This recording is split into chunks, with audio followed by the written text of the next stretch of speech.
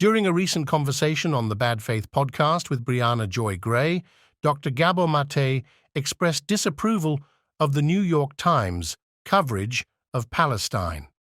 He specifically addressed the newspaper's recent editorial advocating for a Palestinian state.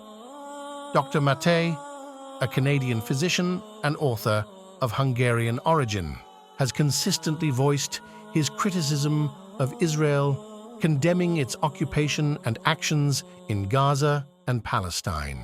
I'm not very optimistic about the future.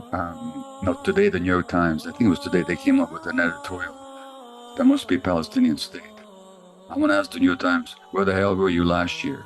Where the hell were you the year before?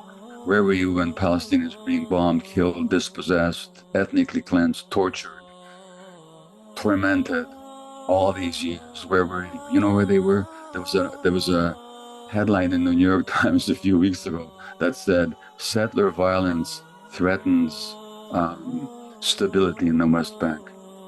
The idea of stability is a brutal occupation where children, many of the hostages or the Palestinian prisoners released recently were between the age of 14 and 17.